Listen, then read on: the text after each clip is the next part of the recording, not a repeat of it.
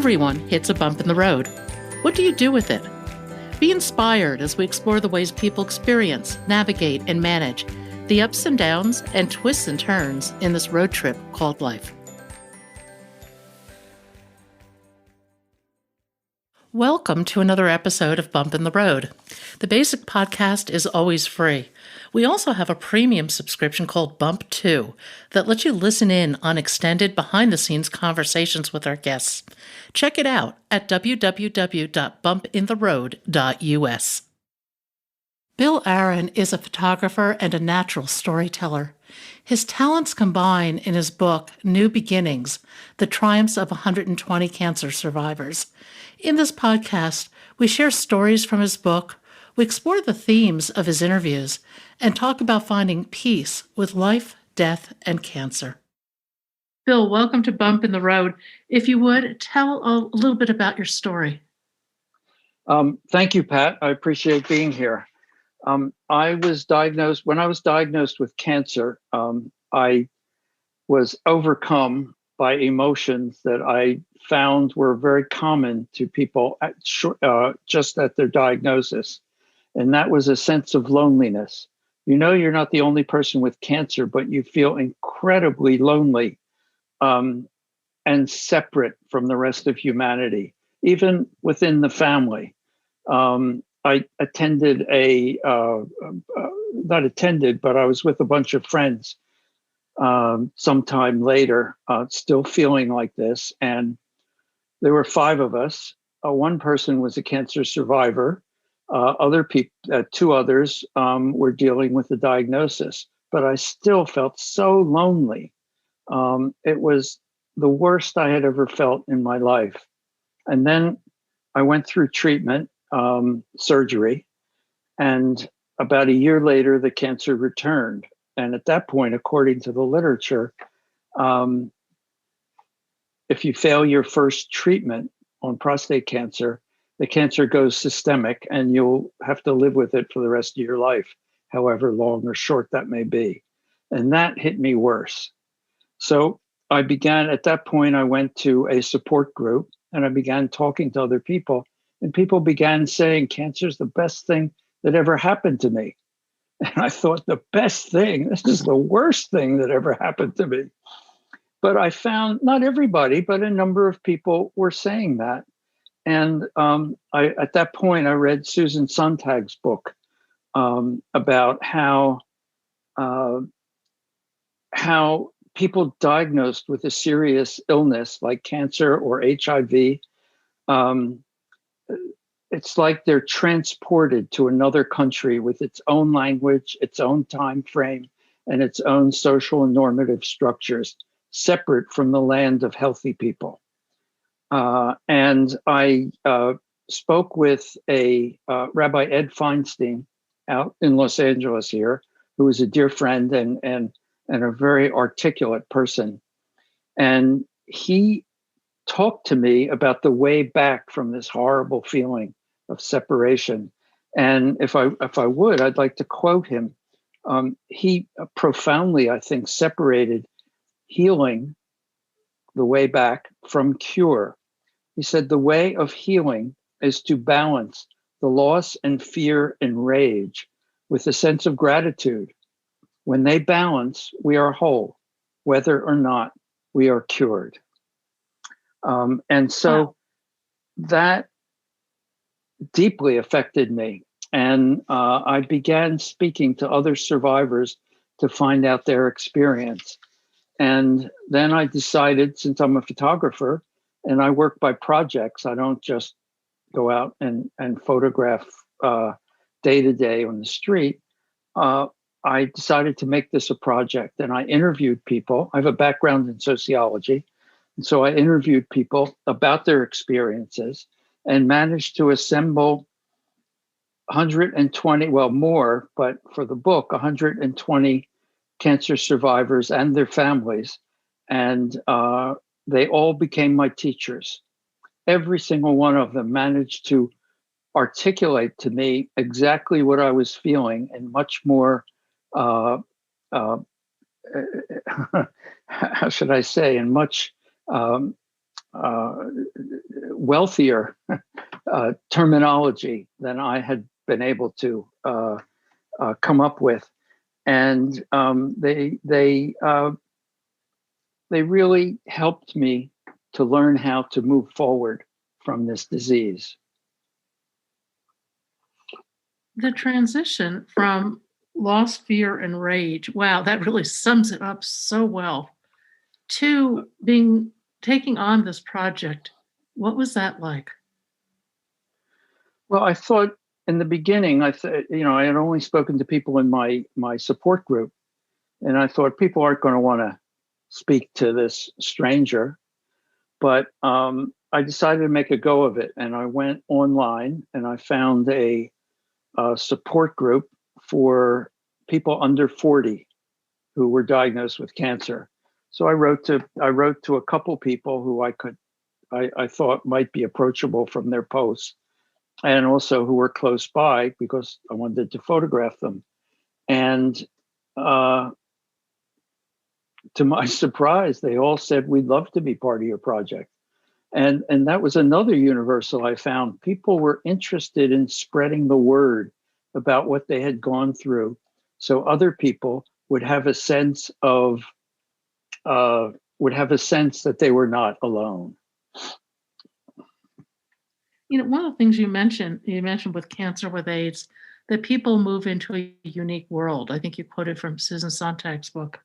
Yeah. I think that is so true of cancer. It is a different plane of existence relative to the rest of the world. Absolutely. And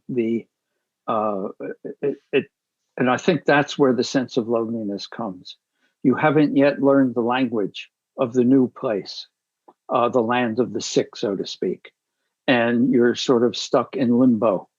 You can't relate to your old normal, so to speak, because they don't know what you're going through. I mean, even if they do, this is an emotional response on my part, or it was an emotional response on my part. They may have been able to, my wife related fine, but I still felt separate. And it took a while to find my way back, and to use Rabbi Feinstein's terminology. Now, the isolation of cancer was probably the single most profound aspect of the experience for me too. Tell me about your cancer. What did you have? Nodal marginal zone lymphoma, hopefully manageable, not curable. Mm-hmm. So I've been through treatments, relapse, etc. And it rearranged my entire world. Yes. It changed relationships. It impacted business things. Ultimately, it led to my hitting the road with Cancer Road Trip, which evolved into Bump in the Road, this podcast with COVID. Right. It has dramatically changed my life in so many ways. I can't. It would take me hours to even start to comment on it. Sure, absolutely. Yes, I can't. Like you, I have to go in because there's this suspicion that cancer is systemic after you fail the first treatment. I have to go for periodic blood tests, and it feels like I'm getting ready to be diagnosed again, even though it's been 10 years. The oncologist won't pronounce me cured. He said, and especially since the chemo and the radiation destroyed my, shall we say, my hormonal system. So I have to go on hormonal replacement to feel normal. And that could be a trigger for allowing the cancer to grow back into a critical mass. I think scanxiety is almost universal. Mm-hmm. I have yet to meet anybody who is not at the very least nervous, or like me, living on the ceiling. Mm-hmm. Yeah. 2 weeks before I go in for a scan. Yeah, I when I give a talk, I title the talk "Who Shall Live and Who Shall Die," based on Eric Remarque's book, A Time to Love and a Time to Die. And a cancer patient faces that question, who's going to live and who's going to die. They face it on, as you know, on a daily basis. And it's a very real and emotional response to that. No one is immune from the disease. I had a friend actually not too long ago say to me, I don't wish to get cancer, but I wish I could go through that survival experience so that I could make changes in my life. And that clued me into the idea that we're used to thinking of life in stages: infancy, toddler, teenage, young adult, and old age. But there are other stages of life. There's a stage married, not married, having children, not having children, being diagnosed with a terminal disease and not being diagnosed with a terminal disease, or having some kind of critical experience where you might die. And I think every stage in life, whether it's teenage, adolescence, or adulthood, changes you. And the same happens, I think, in these other emotional stages: getting married, not getting married, the ones I just enumerated, and others. I think the experience, the survival experience, as your friend says, is something that is certainly life-changing. Sure. I don't think that anyone would ever choose to, I don't think anybody could choose to voluntarily go through Right. something like that. But having been through it, how do you look back and reflect on the people who said cancer was the best thing that ever happened to them now? Well, I have 120 teachers that help me with that. Let me, if I could, I discovered that there is another stage to cancer. You have diagnosis and treatment. And then when treatment's over, whether successful or not, all the phone calls go away, the doctor's visits go away or get minimized. And there is a period of time in what one survivor called the silent phase. And this phase, it's just like treatment. It has a beginning, a middle, and an end. Most people get through the treatment, not easily, and not always successfully, but they get through it. And I became interested in what happens after that treatment ends. And people describe the phrase that we hear a lot in society of a new normal. Family and friends expect everything to go back to normal, but they don't. The old normal is gone. And there's Thomas Friedman, a former director of the Center for Disease Control. He reflected that having cancer may be the first stage, really, in the rest of your life. Ellen Stovall, a senior health policy analyst, said that with cancer, it's not death or cure anymore. Learning to live with cancer is a very different mindset, and many need to figure out how. But we don't have much help with that beyond support groups. And so I decided that I wanted this book to be a resource. And anybody that writes me is welcome to have a book gratis, because I just want to spread around everything I had learned. And nobody addresses this post-treatment part of cancer, which for many of us is the rest of our lives. Sure. And, Yes. through it, I think that you go through periods of being fairly well adjusted and then periods of not being well adjusted at all. Yeah. Absolutely. Aurora Avia, who was age 31 when she was diagnosed, related to me. Cancer forced me to get to know myself deeply, and it forced a spiritual growth that I had never imagined or expected. When you are looking at yourself in the mirror, completely nude, without even a strand of hair on your head, you have no choice to see the real you. And Stephanie LaRue, a wonderful woman, took off on that and said, she took it further and said, I learned that I needed to live life exactly as it was being handed to me. I needed to be present in stage 4 because there is no stage 5. And I think all the quotes that I will say, I mean, I want to say the quotes because that's really the heart of what I have to say. And I found people to be so eloquent about that. In particular, parents of young children who had been diagnosed, which I was afraid to include in the study in the beginning. But after I went to my first child, she was so cute and adorable. I thought this has to be a major part of the book. It had to be hard interviewing the parents, though. Well, the parents were so eloquent. I just can't get over how they had learned to adapt their lives to this ongoing pressure of possibly losing their child. And some of the parents were awestruck by how their children handled their cancer. And it really changed their lives. Leah was the mother of Robert Ram, who was age 12 when he was diagnosed.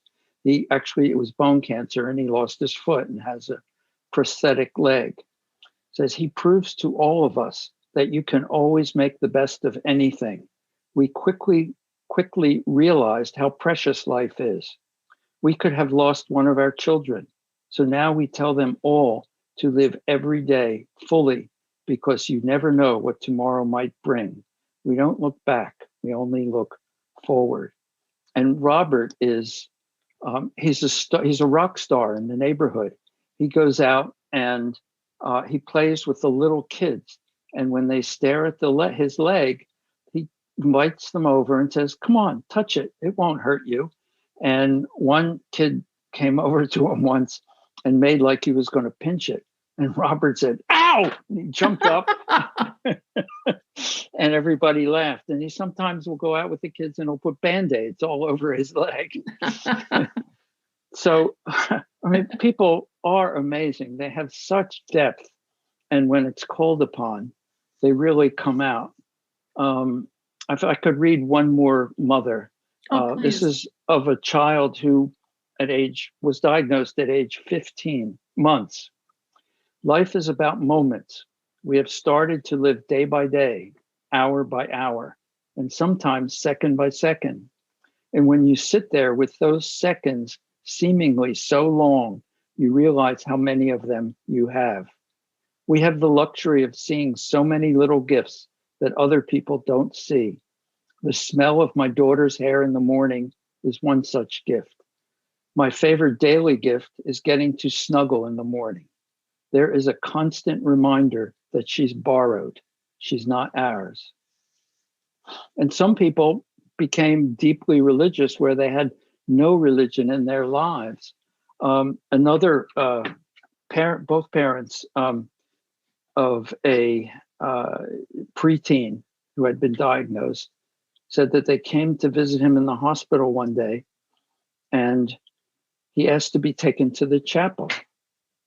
And she had no idea where this came from, but they walked down to the hospital chapel and he knelt down in one of the pews and he said, God, please help me with this cancer because it makes my mommy so sad when she has to visit me in the hospital. And I get the chills even just thinking about these people. They told me that as soon as their son got out of the hospital, they went to their local church, joined up, and became very active members. It's one gentleman, Howard Mendelson, who was in your book too, had a great quote. And he said it took him a second diagnosis before he developed a ratio of what he called joy to nonsense. Yes. I love that. Yeah. Yes, Robert actually became a good friend, and I think of that often when I'm sitting someplace and I'm bored. But you can't always extricate yourself. Sometimes you just have to go with the boredom.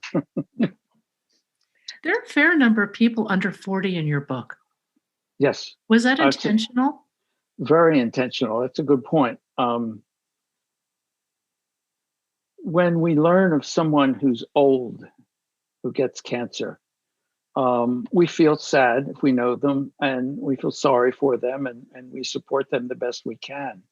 But when you learn about someone young who gets cancer, you sit up and take notice. And just learning about that teaches you something about the fragility of life.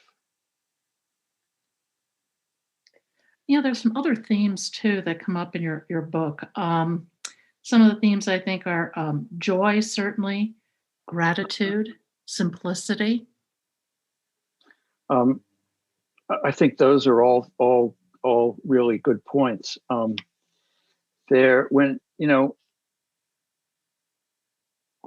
When you're forced to put a number on your life span, even if it's an indefinite number, but it's definitely a number.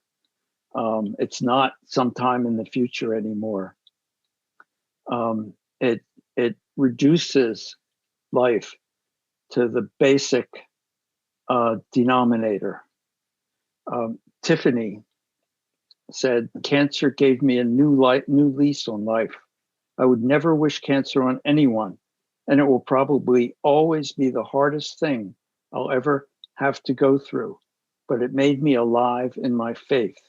I don't take life for granted. You never know when it might be gone. The self I came out of cancer with is much better than the self I had when I went in. If all I had to do was lose my hair and a piece of my arm, it was worth it." I think these things, when we think about what's the meaning of life, there aren't that many answers for most of us. I mean, I'm sure some people could make it very complex, but for me, it became very simple. It just became a matter of who is important to me and what is important to me. And I had no other questions once I was able to articulate that to myself. And it was very simple. Rebecca Gidford, life is about so much more than traditional success. It's about joy, about living our soul's purpose, and about contributing to the greater good. I live every moment with that in mind. What more is there that we can say about life when it comes down to that?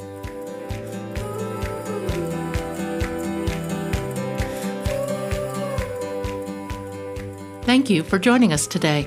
I hope you found something in today's podcast that inspires you along your own life's path, because sometimes a bump in the road is actually a portal into a more conscious and meaningful life. You can subscribe to our free podcast at www.bumpintheroad.us or become a premium member to hear the full conversation. Just go to www.bumpintheroad.us for more information and to sign up.